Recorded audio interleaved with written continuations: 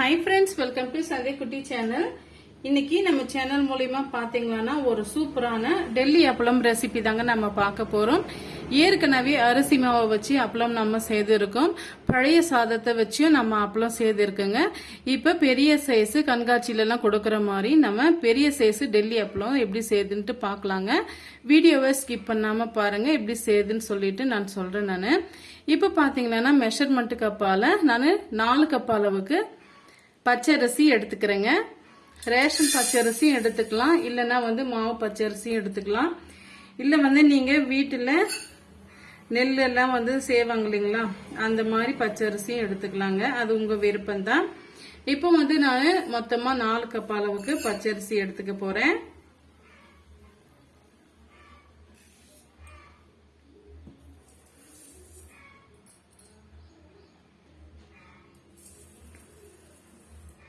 மொத்தம் 4 கப் அளவுக்கு பச்சரிசி எடுத்துக்கிட்டேங்க. இப்ப இதே கப்பால 1 கப் அளவுக்கு ஜவ்வரிசி எடுத்துக்கலாங்க. மாவு ஜவ்வரிசி எடுத்துக்கோங்க. இந்த நைலான் ஜவ்வரிசியில நம்ம எடுத்துக்கூடாது. மாவு ஜவ்வரிசி தான் அப்பளத்துக்கு கரெக்டா இருக்கும். கரெக்டா 1 கப் அளவுக்கு எடுத்துக்கோங்க. 4 கப் அளவுக்கு அரிசி எடுத்துக்கிட்டீங்கன்னா 1 கப் அளவுக்கு ஜவ்வரிசி எடுத்துக்கோங்க. கரெக்டா இருக்கும். இதையுமே இதோட சேர்த்துட்டு 2-3 முறை நல்லா நம்ம வாஷ் பண்ணி எடுத்துட்டு வந்துடலாம். வாஷ் பண்ணி எடுத்துட்டு வந்த பிறகு ஒரு 2-3 மணி நேரம் நல்லா ஊறி வரட்டுங்க. ஊறி வந்த பிறகு நம்ம பார்க்கலாம். இப்ப தேவையான அளவுக்கு தண்ணி சேர்த்துடலாங்க. கொஞ்சம் கூட அழுக்குகள் இல்லாம நம்ம நல்லா அலசிட்டு ஊற வச்சிடலாம். பாருங்க, இது போல அழுக்குங்கள்லாம் இருக்கு இல்லைங்களா, இதை நம்ம வடிகட்டி எடுத்துட்டு நல்லா ஃப்ரெஷ்ஷான தண்ணியில ஊற வச்சிடலாங்க. ஊற வச்சு வந்துட்டு பிறகு நம்ம பார்க்கலாம். பாருங்க, இப்ப நம்ம அரிசியும் ஜவ்வரிசியும் ஊற வச்சு கிட்டத்தட்ட 3 மணி நேரம் ஆகி போச்சுங்க. எந்த அளவுக்கு ஊறி வருதோ அந்த அளவுக்கு நம்ம நைஸா அரைச்சி எடுக்க முடியும்.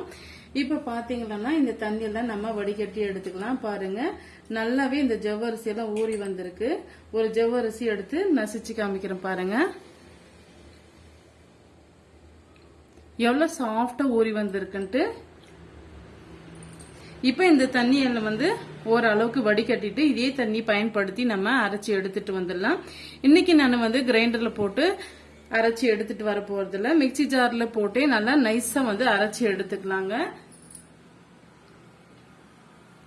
இட்லி மாவு பதத்துக்கு அரைச்சி எடுக்கக்கூடாது, இன்னும் கொஞ்சம் நைஸா நம்ம அரைச்சி எடுத்துக்கணும்.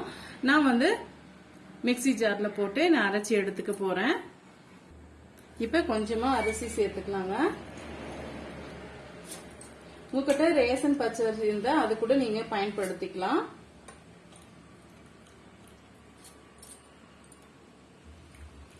பாருங்க, இந்த அளவுக்கு நம்ம எடுத்துக்கிட்டோம். இப்ப இதே தண்ணியை நம்ம கொஞ்சமா பயன்படுத்திக்கலாம். இப்ப நம்ம அரைச்சி எடுத்துட்டு வந்துடலாங்க. பாருங்க, இந்த பக்குவத்துக்கு நம்ம அரைச்சி எடுத்துக்கிட்டோம். இது ஒரு பவுல்ல அகலமான பாத்திரத்துல நம்ம சேர்த்து விட்டுக்கலாம். அப்பதான் நம்ம இன்னைக்கே செய்ய போறது கிடையாதுங்க. ஒரு நாள் ஃபுல் நைட் இருந்துட்டு நம்ம நெக்ஸ்ட் டே தான் நம்ம செய்து காட்ட போறோம். அதனால எல்லா மாவுகளையும் இதே போல இந்த கன்சிஸ்டன்சிக்கு நம்ம அரைச்சி எடுத்துட்டு வந்துடலாம். எல்லாம் அரைச்சி எடுத்துட்டு வந்த பிறகு நான் காமிக்கிறேன். பாருங்க, இந்த அளவுக்கு நம்ம மிக்சி ஜார்ல போட்டு அடிச்சு எடுத்துட்டு வந்துட்டோம். இது அப்படியே மூடி போட்டு ஓவர் நைட் அப்படியே இருக்கட்டுங்க. நம்ம நெக்ஸ்ட் டே பார்க்கலாம். மூடி போட்டு விட்டுருங்க, அப்படியே இருக்கட்டும். நெக்ஸ்ட் டே பார்த்துட்டு எப்படி வந்திருக்குன்ட்டு நம்ம காமிக்கிறேன்.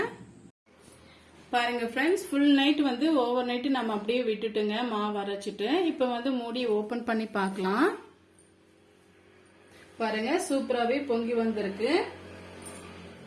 மிக்சி ஜார்லயே நம்ம எவ்வளவு சூப்பரா நம்ம மாவு அரைச்சி எடுத்துக்கிட்டோம். இதை ஒரு முறை நல்லா மிக்ஸ் பண்ணி விட்டுக்குங்க. எந்த கன்சிஸ்டன்சிக்கு இருக்குன்ட்டு ஃபர்ஸ்ட் நீங்க செக் பண்ணி பார்த்துட்டு பிறகு நம்ம கொஞ்சமா லைட்டா தண்ணி சேர்த்துக்கலாம். ஒரு 1/4 டம்ளர் அளவுக்கு மட்டும் தண்ணி சேர்த்துக்கலாம். இது எப்படி இருக்கணும்னு பாத்தீங்களா, ஆப்பத்துக்கெல்லாம் நம்ம ரெடி பண்ணுவோம் இல்லைங்களா, அந்த கன்சிஸ்டன்சிக்கு இருக்கணும்.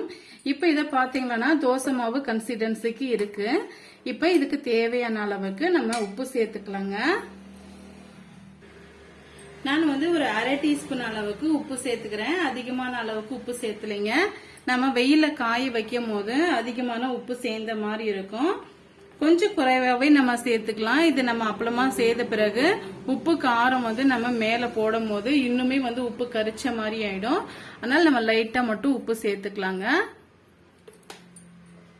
காரம் எதுவும் நம்ம சேர்க்கலைங்க. ஏன்னா லாஸ்டா வந்து நம்ம மிளகாய் தூள் சேர்க்கறதுனால காரம் எதுவும் சேர்க்கல.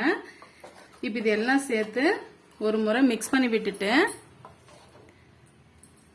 ஒரு 1/4 டம்ளர் அளவுக்கு பாருங்க, இந்த அளவுக்கு மட்டும் நான் தண்ணி எடுத்து வச்சிருக்கேன். ஒரு முறை நல்லா வந்து தண்ணியை ஊத்திட்டு மிக்ஸ் பண்ணி விட்டுக்குங்க. ரொம்ப தண்ணியாவும் இருக்கக்கூடாது, ரொம்ப திக்காவும் இருக்கக்கூடாது. அந்த பக்குவத்துக்கு நம்ம கரைச்சி விட்டுக்கணும். பாருங்க, இந்த பக்குவத்துக்கு இருந்தாவே கரெக்டா இருக்கும். இப்ப இது ஒரு ஓரமா இருக்கட்டும். இதை நம்ம இட்லி பாத்திரத்திலயோ இல்ல அகலமான பாத்திரத்திலயோ நம்ம வேக வச்சுதான் நம்ம எடுக்க போறோங்க. அது எப்படி நம்ம வேக வச்சு எடுக்கிறதுன்னு சொல்லிட்டு பாக்கலாங்க. இந்த உப்பெல்லாம் வந்து ஒரே ஈவனா இந்த மாவோட கலந்து வர்ற மாதிரி எல்லா சைடும் இது போல மிக்ஸ் பண்ணி விட்டுக்குங்க. இல்லைன்னா அங்கங்க வந்து உப்பு இருக்கிற மாதிரி ஆயிடும். பாருங்க, இந்த கன்சிஸ்டன்சிக்கு இருக்கணும். இப்ப பாருங்க, நான் வந்து ஒரு அகலமான பிளேட் ஒன்று எடுத்துக்கிட்டேன். உங்களுக்கு எந்த சைஸுக்கு அப்பளம் வேணுமோ அந்த சைஸுக்கு நீங்க பிளேட் எடுத்துக்குங்க. இது போல பிளாட்டான பிளேட் வந்து எடுத்துக்குங்க. அப்போதான் அப்பளம் வந்து நம்மளால பிரிச்சு எடுக்க முடியும். நீங்க ஆயில் வந்து அப்ளை பண்ணிட்டு கூட செய்யலாம். நான் ஆயில் வந்து அப்ளை பண்ணிட்டு செய்யல. ஏன்னா பாத்தீங்கன்னா நிறைய நீங்க ஸ்டோர் பண்ணி வச்சீங்கன்னா கொஞ்சமா வந்து சிக்கு வாட வரும் நம்ம ஆயில் சேர்க்கும் போது. அதனால நான் சேர்க்க கிடையாதுங்க. இப்ப பாத்தீங்கன்னா நம்ம மிக்ஸ் பண்ணி வச்சிருக்க மாவுல இருந்து நான் சின்ன கரண்டி தான் எடுத்து வச்சிருக்கேன். இந்த சின்ன கரண்டில எந்த அளவுக்கு பிடிக்குதுன்ட்டு பார்க்கலாம். இந்த ஆப்பத்துக்கு செய்யற மாதிரி அதே ப்ராசஸ் தான். பாருங்க, இது போல இந்த லிக்விடுக்கு இருக்கணுங்க. ரொம்ப வந்து திக்கா இருக்கக்கூடாது.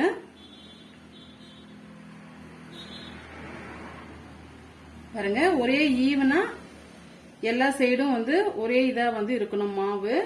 அது போல நீங்க இது போல ஸ்ப்ரெட் பண்ணி விட்டுக்குங்க. பாருங்க, இது போல நம்ம செய்து எடுத்துக்கிட்டோம். பாருங்க, இட்லி பாத்திரம்னு வச்சுக்கிட்டேன். தேவையான அளவுக்கு நான் தண்ணி சேர்த்துக்கிட்டேங்க. இப்ப வந்து மேல் மூடியை நம்ம கவிழ்த்து விட்டுக்கலாம்.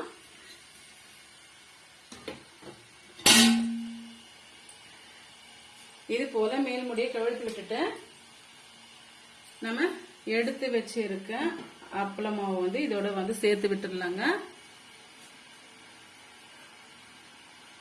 சேர்த்துட்டு இந்த மாவு வெந்து வர்ற வரைக்கும் நம்ம அப்படியே வந்து விட்டுடலாங்க. ஜஸ்ட் வந்து ஒரு 2-3 மினிட்ஸ்லயே நல்லா இந்த மாவு வந்து வெந்து வந்துடும். இப்ப மூடி போட்டு விட்டுடலாம். வெந்து வந்த பிறகு நம்ம பார்க்கலாங்க. பாருங்க, ஒரு 2-3 மினிட்ஸ் ஆயிடுச்சு. இப்ப நம்ம இட்லி மூடியை ஓபன் பண்ணி பார்க்கலாம்.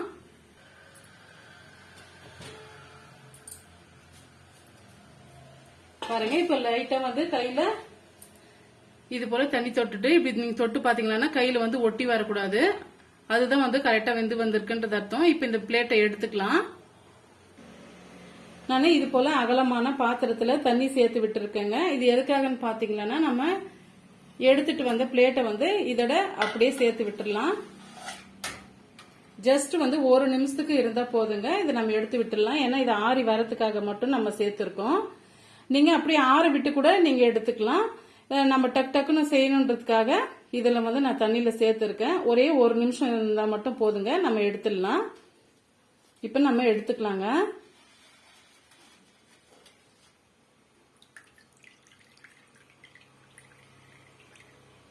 பாருங்க, தண்ணி எல்லாம் ஃபுல்லா நம்ம வடிகட்டிட்டு எடுத்து வச்சுக்கலாம்.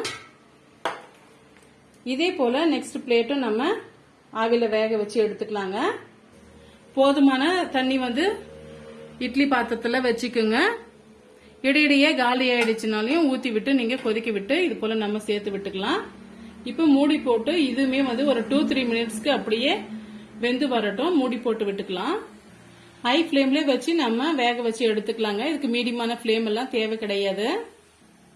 பாருங்க இப்போ ஓரங்கள் பார்த்து நம்ம கத்தியால எடுத்து விட்டுடலாம். இல்ல ஸ்பூனை வச்சு கூட நீங்க இது போல எடுத்து விட்டுட்டு எல்லா சைடும் இது போல எடுத்து விட்டுக்குங்க. அப்பதான் நம்ம பிரிச்சு எடுக்கிறதுக்கு ஈஸியா இருக்கும்.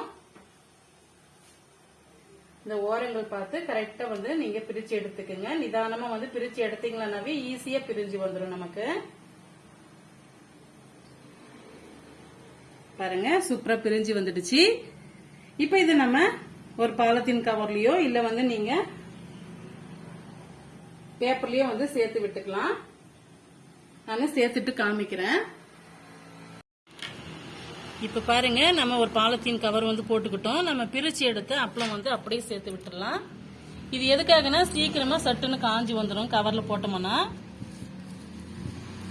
இதே போல எல்லா பீஸுகளையும் நான் போட்டுட்டு காமிக்கிறேங்க. பாருங்க இப்ப நம்ம எடுத்து இருக்கிற அரிசிக்கு கிட்டத்தட்ட 20 அப்பளத்துக்கு வந்துடுச்சுங்க. இது நல்லா காஞ்சி வரட்டும். இடிக்கிற வெயிலுக்கு ஒரே நாள்ல ஈஸியாவே காஞ்சி வந்துருங்க. காஞ்சி வந்த பிறகு நம்ம பார்க்கலாம். பாருங்க அடிக்கிற வெயிலுக்கு சூப்பராகவே நம்ம டெல்லி அப்பளம் வந்து நல்லா காஞ்சி வந்துடுச்சு. இப்ப இது பொரிக்கிறதுக்காக ஆயில் வந்து நம்ம சூடுபடுத்திக்கலாம். அதுக்கு பாத்தீங்கன்னா நான் ஒரு பெரிய கடாயை எடுத்து எண்ணெய் வந்து சேர்த்துருக்கேன். எண்ணெய் நல்லா வந்து சூடாயிட்டு வரட்டும். மீடியமான ஃப்ளேம்ல இருக்கக்கூடாதுங்க, ஹை ஃப்ளேம்ல தான் இருக்கணும். அப்பதான் வந்து நம்ம போடுற அப்பளம் வந்து டக்குன்னு நல்லா வந்து பொரிஞ்சு வரும். இப்போ இன்னும் கொஞ்சம் ஒரு நிமிஷம் ஆகட்டுங்க, நம்ம பிறகு பார்க்கலாம்.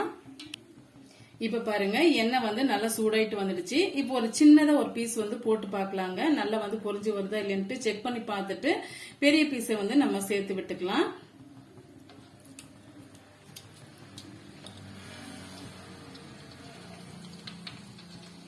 பாருங்க இன்னும் வந்து கொஞ்சம் ஒரு நிமிஷத்துக்கு எண்ணெய் நல்லா காஞ்சி வரணுங்க. அப்பதான் வந்து நல்லா போட்ட உடனே டக்குன்னு நமக்கு அந்த அப்பளம் நல்லா கிறிஸ்பியா பொரிஞ்சு வரும்.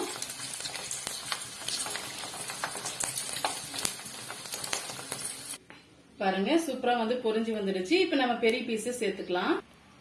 இப்ப வந்து நம்ம பெரிய பீஸ் போட்டு விட்டுக்கலாங்க. போட்டு விட்டு இது போல நீங்க நல்லா பண்ணி விட்டுருங்க. பாருங்க சூப்பரா பொரிஞ்சு வந்துடுச்சு. இப்ப நம்ம எடுத்துக்கலாம். பாருங்க சூப்பராவே நம்ம டெல்லி அப்பளம் வந்து ரெடி ஆயிடுச்சு. நான் இன்னொரு பீஸும் போட்டு காமிக்கிறேன். பாருங்க பாருங்க இது போல நம்ம போட்டு விட்டுட்டு டக்குன்னு வந்து இன்னொரு சைடும் வந்து நம்ம திருப்பி விட்டுக்கலாம்.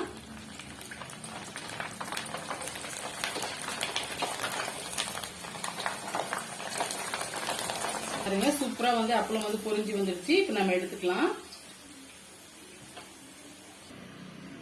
இப்ப பாருங்க இதுக்கு மேல வந்து லேசா நம்ம மிளகாய் தூள் வந்து தூவி விட்டுக்கலாம். நம்ம எந்த காரமும் நம்ம சேர்க்க கிடையாது. அதனால உங்களுக்கு எந்த அளவுக்கு வந்து ஸ்பைசி வேணுமோ அந்த அளவுக்கு வந்து மிளகாய் தூள் வந்து தூவி விட்டுக்கோங்க. இதுக்கு மேலேயும் வந்து நம்ம லைட்டா வந்து உப்பு தூளும் வந்து தூவி விட்டுக்கலாம். ஆல்ரெடி கொஞ்சமா லைட்டா மட்டும் சேர்த்திருக்கோம், ரொம்ப அதிகமா வேண்டாம். கொஞ்சம் இந்த அளவுக்கு வந்து நீங்க உப்பு சேர்த்து ஸ்ப்ரெட் பண்ணி விட்டுக்கோங்க. ரொம்பவே டேஸ்டியான டெல்லி அப்பளம் வந்து நமக்கு ரெடி ஆயிடுச்சுங்க. ரொம்பவே டேஸ்டியான இந்த டெல்லி அப்பளம் ரெசிபி வந்து உங்களுக்கு பிடிக்கும்னு நினைக்கிறேன். பிடிச்சிருந்தா மறக்காம சந்திக்குட்டி சேனலுக்கு சப்ஸ்கிரைப் பண்ணுங்க. இது போல வீடியோக்கள் பார்க்க நம்ம சேனலை வந்து சப்ஸ்கிரைப் பண்ண மறந்துடாதீங்க. தேங்க்யூ ஃபார் வாட்சிங். Thank you my friends.